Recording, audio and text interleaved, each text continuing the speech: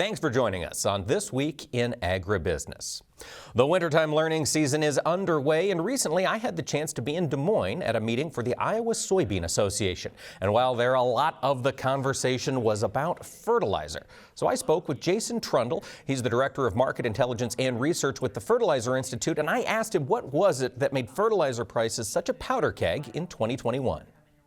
Within the U.S., I think I may point to just kind of three things. The first one would be, unfortunately, as with anybody else, we experienced some COVID kind of disruptions. That really impacted us on two fronts. The first one is from a production planning perspective. At the onset of COVID, there's actually a number of kind of groups that came out and said, hey, demand may come down a little bit because we're unsure about the logistics of all this.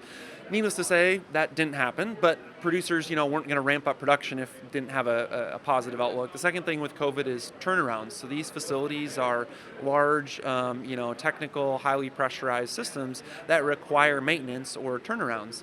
In 2020, those were deferred because they didn't want to bring on extra folks for fear of COVID. And so when did they all happen?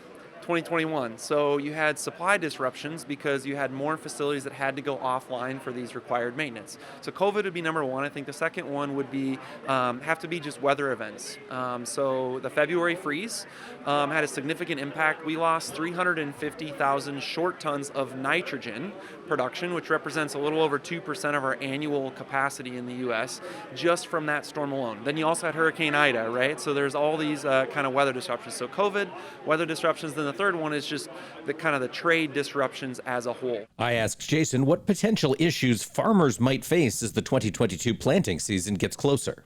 I think one of the challenges we'll continue to face is here in the U.S., fertilizer touches at least one truck in its life cycle. And so driver shortages, challenges around trucking, whether it's availability, all of that is going to continue to be a challenge to get things to the local market. But hopefully at this point we slowly are starting to work out all those kinks, but there's always going to probably be some challenges related to the logistics.